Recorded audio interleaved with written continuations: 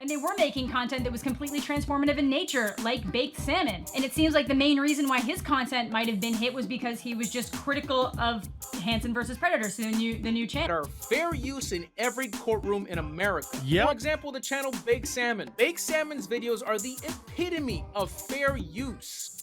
Hey, are you lonely? I'm very lonely. I don't have a partner all day long. Can you make me feel very good? Can you do that? Okay? It's not very often that I get to cover a story about an animal. I did do one about that meatball that told everybody he was a goat. Come on, you. Come on. I'm right here. I'm right here.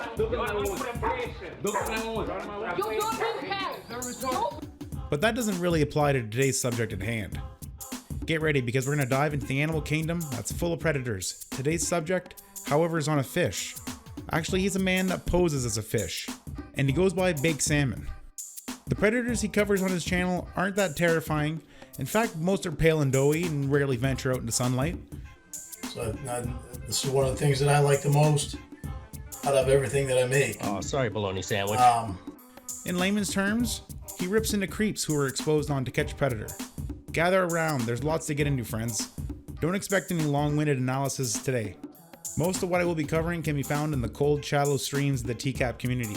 So take your shoes off, roll up your pants, my little pisslings, because today we're looking at YouTube's newest member of the 2K subscriber club. Pork chop sandwiches! Oh shit! Get the fuck out of here! What are you doing? Go! Get the fuck out of here, you stupid idiot! Fuck, we're all dead! Get the fuck out! It's the BakedSalmon 2000 subscriber special starring BakedSalmon. And now, the moment you've all been waiting for.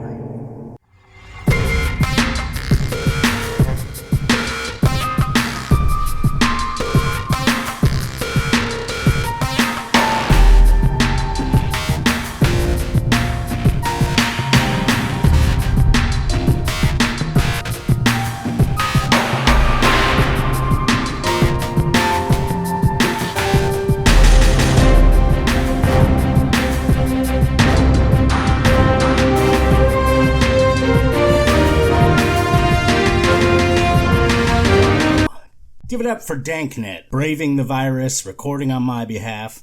Not to mention, he is a straight-up legend. I owe you, brother. Danknet now joins the exclusive group of people who have been guests on my channel.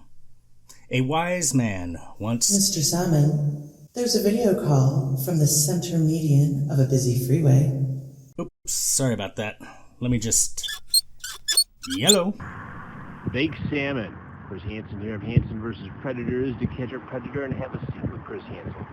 Now you have a seat right over there. Congratulations on reaching 2,000 subscribers. I'll be watching and listening.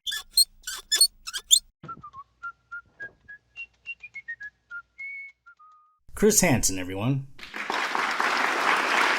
Now, where were we? Oh, 2,000 subscribers, that's right. You know, looking back, it's like they say, you always remember your first.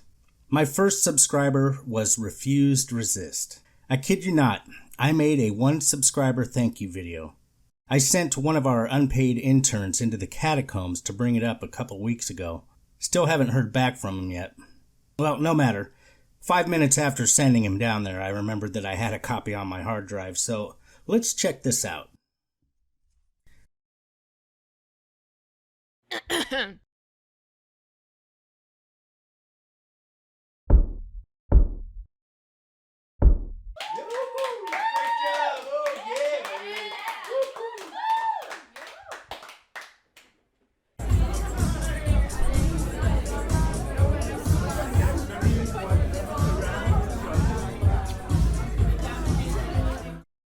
Yep, thank you.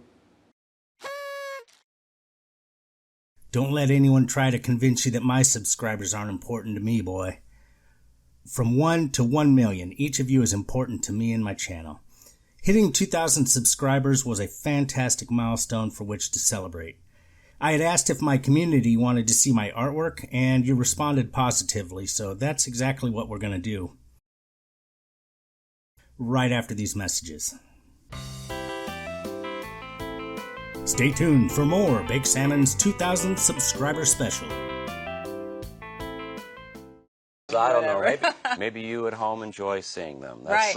Anyway, we have a story for you right now that is really going to get you steamed up. It's one of those abuses of power stories. Today, the Make-A-Wish Foundation, you know them for all the charitable work they've done over the years, is expected to file for bankruptcy, all due to the financial strain caused by one little child's wish for unlimited wishes.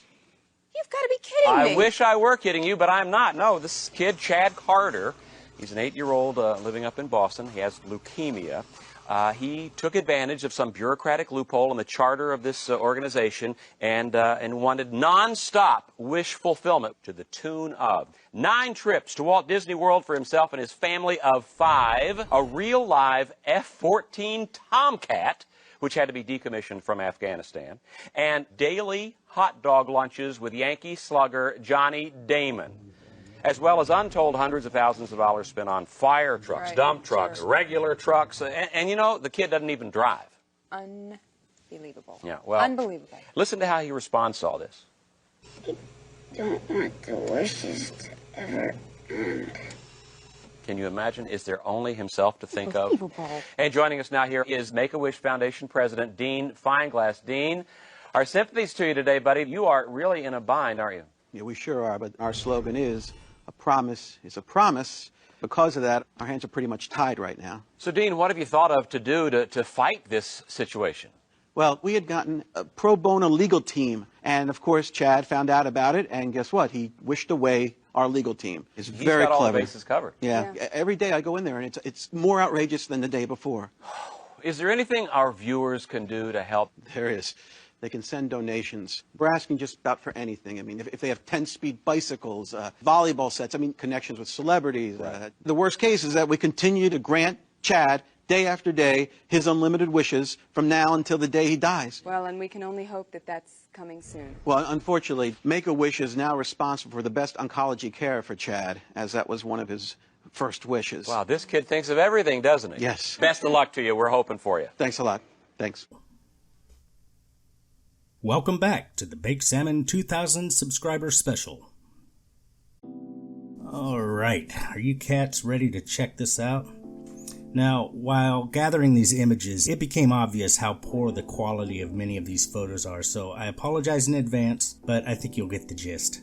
As for the medium, I use acrylic paint, Prisma-colored pencils, and spray paint, almost exclusively those 3. And my canvas is never actually canvas, or even imitation canvas. I basically paint on anything but canvas. For example, skateboards. This deck I painted before I left for Vegas. I had moved to Vegas to learn to deal blackjack. I did so and dealt cards there at the Gold Coast Casino for about 6 months. I wasn't really about that life, and I returned to SoCal, where I've lived ever since. But before I left for Vegas, I painted this deck. As you can see, there are the 4 suits from a deck of cards. The Japanese writing says Tarampu o Suru, which basically means to play cards. The Korean words, I don't know how to read it, but there is a boring anecdote around that I'm about to force feed you, so get ready. I had Google translate the words art is a bitch into Korean, and that's what we see here. Out of curiosity, I translated the Korean back into English, and it resulted in the art is the woman. The samurai with the curly blonde hair was my son, who was missing a tooth at the time. My son skated too, and I would often do the art on his boards, like this one. It's supposed to be the face from the film The Grudge. At that time, I had just been gifted an airbrush, and here's one of my first attempts at using it. This was the most recent deck I painted. It's actually the board that I have now, but I painted this probably 10 years ago. I really like the repeating pattern, the fish scales. The writing there in the center, that should read Kiambasu, which means canvas, because the deck served as my canvas to paint on. However, what it says instead is Kiampasu, which is more likely how Japanese say campus, like a college campus. My error happened here. That little circle, it changes the sound ha to pa. To correctly change it to ba, I should have used 2 small lines, which would have looked something like this. It's a very small error, but it changes the meaning entirely. Art shows. Well, about 12 years ago, a neighbor who was involved in the local art scene, he convinced me that I should start showing my art. The first group show that I submitted to was themed. Submissions were required to be shoe-related. Well, most folks actually painted on shoes, which makes sense. But my mind works vastly different than most people. I submitted a pair of Japanese geta that I had made. Now, geta are wooden sandals elevated on 2 pieces of wood. You can only see the top here with the silk cord, but the entirety of my vision is exactly what you see. Chuck Taylor All-Star Geta. With most of my art, you get what you see. The other piece I made for the shoe-themed art show was a comment on the act of throwing shoes onto power lines, which was oddly popular where I'd been living at the time. The execution of the idea, where I've put miniature power lines suspended from shoelaces, it couldn't have gone better, and I'm very proud of this one. To create it, I filled a running shoe with expanding foam, and when that had hardened, I cut the shoe lengthwise on a bandsaw. The foam made the shoe rigid enough that I was able to mount the halves inside an old wooden ammo box. Now that alone would have been enough, but the real kicker was a hidden MP3 player connected to tiny speakers in the shoes. When one stood in front of the piece, the sounds of the urban neighborhood could be heard. Now this was a compilation of the sounds typically heard around my house. Here is a sample from the actual files on that MP3 player.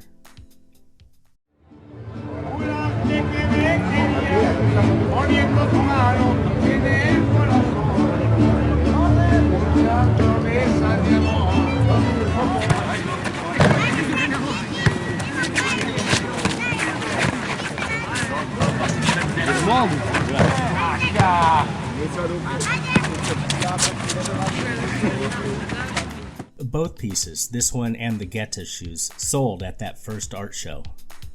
Another show that I was in had a Dia de los Muertos theme. This time I created a large piece. It was cut from a 2-foot wide by 4-foot high sheet of plywood.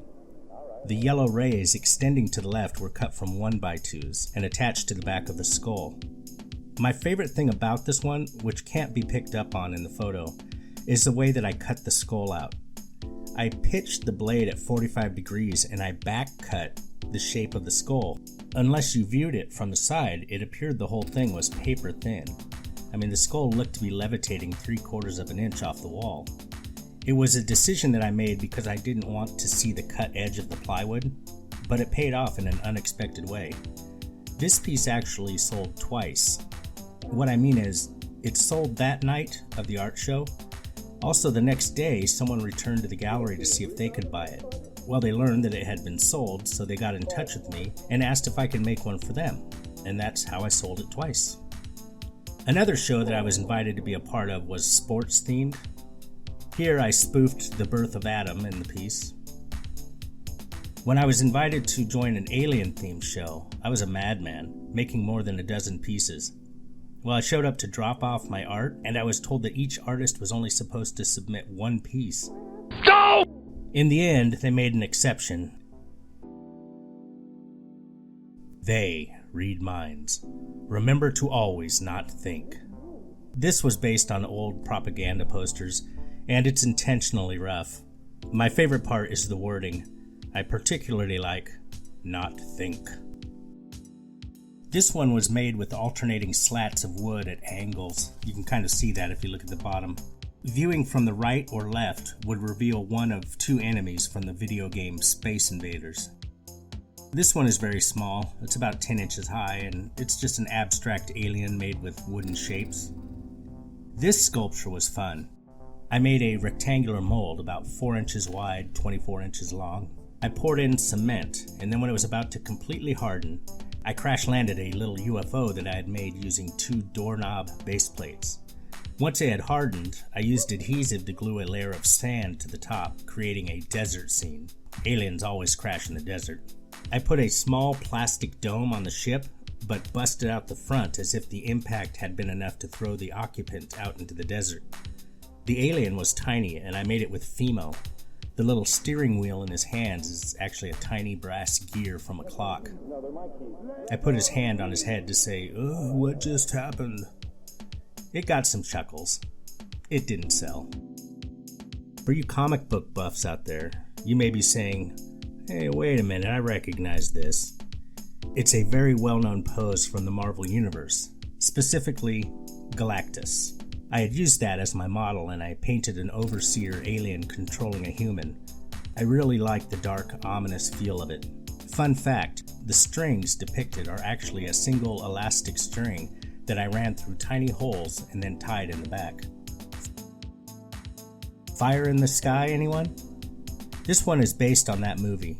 It is a small platform upon which I glued sand and rocks to recreate the scene where the main character is looking up while standing in a clearing as a UFO hovers above. I even used brush bristles to represent plants being blown flat by the ship's exhaust. For the little man in the center, I used a plastic army man. I cut the rifle from his hand and I carved the helmet to look more like a hat.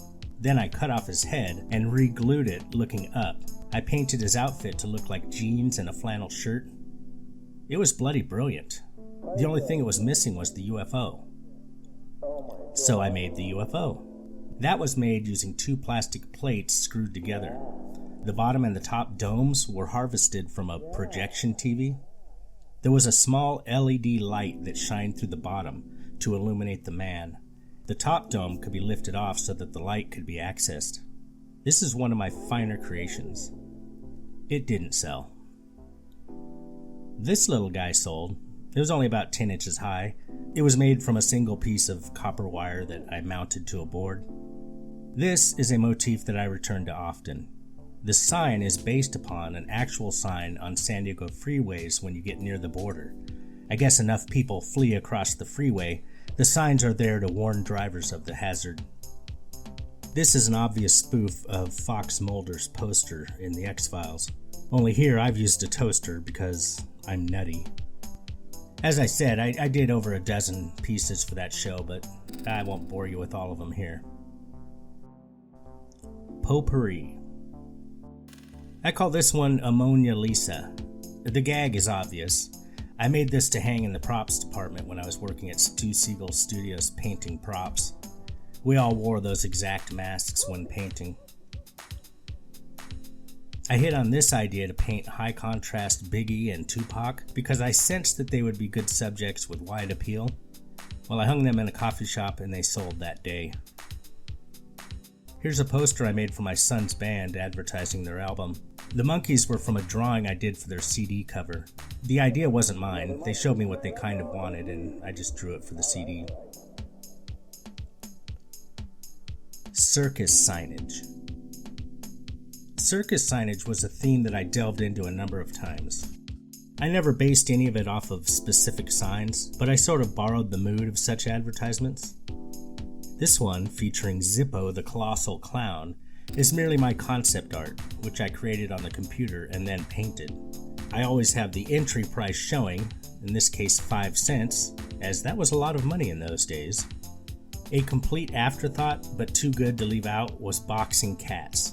That was an actual attraction in those days, it turns out. Boy, talk about fever dreams.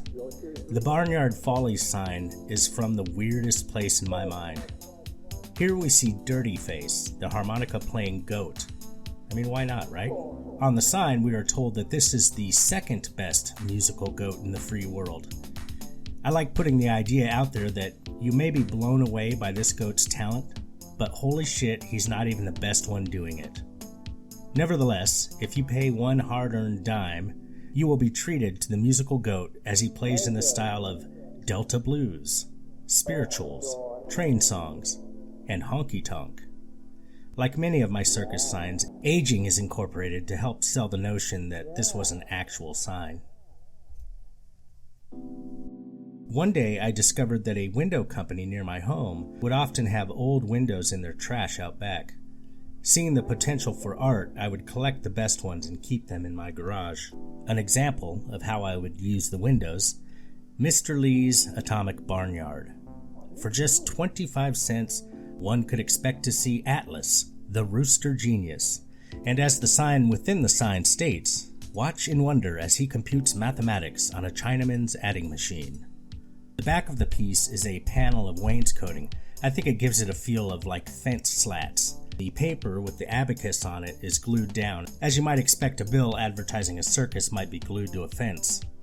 Mr. Lee and his chicken are cut from masonite and mounted on small blocks of wood to suspend them, floating off the back wall, and my favorite touch is the real chain I used as the leash.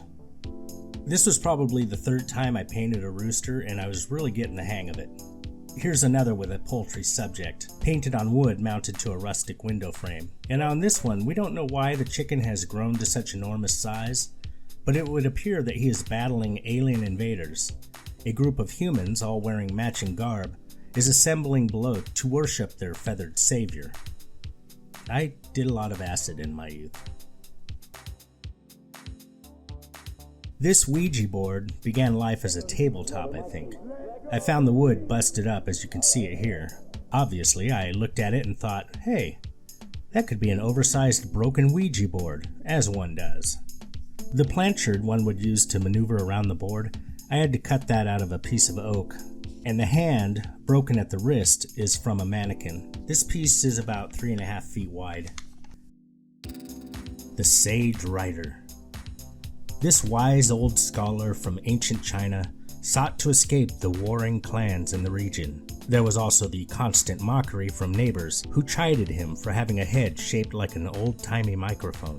Slinging his bass drum over his back, he summoned a platypus and escaped just as the sun began to burn off the mist as it rose from behind a craggy outcrop. This was acrylic on wood. I could not explain the inspiration. Taru no Naka no Saru. This started with a ceiling fan blade which I found in an alley. In my mind, I could see a barrel of monkey's figure, and that started it. I cut the monkey from a piece of masonite. The features I carved out with a chisel. At the bottom I attached a metal drawer pole with a ribbon motif. Behind that, a baboon sits in front of a wall with striped wallpaper. Apparently he was a decorated soldier, for there is a medal on his chest. The banner at the top reads, Taru no Naka no Saru, which translates to the barrel's inside has monkey, or the monkey from inside the barrel. Superman here was inspired by a suggestion from my brother. It was made using images cut out of an old Superman comic. It turned out very well, and was a major pain in the ass to make, and will likely never be attempted again. I've done a few surfboards too. These are two different boards I did for Solid Surf in San Diego. They're both for one customer who wanted the boards to resemble his electric guitars. The guitars were curly maple and had a tobacco sunrise finish. I was happy with the results, but I never got to see them glassed. And lastly, the reveal, sort of. This is a self-portrait I painted more than a decade ago. The kanji on my face says things like artistic, deep, friendly, words that I decided described my character. Well, this video was meant to serve as a 2,000 subscriber celebration and a gift to all of you for your support. I'm really anxious to see how you respond. As always, please vote up or down as you see fit, and please comment below. If you'd like to support the channel, I do have merch for sale at BakedSalmon's Closet. The latest designs spoof some bands from the 80s. And thank you to everyone who has decided to purchase the merch, and to those who post photos of it on Twitter. I also now have a Patreon set up, you can check that out. My patrons were along for the ride this time as I created this video. I was sharing update videos along the way. My patrons are the marvelous Fab 4 shown here. Welcome to the newest guppy, Gooey Who. Thank you very much. Links to both the merch and the Patreon are in the description below. Well folks, that's it from here.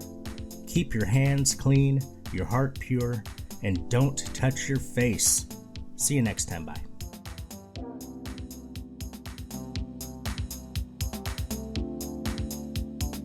You want to carry 3 condoms in your pocket? Pause.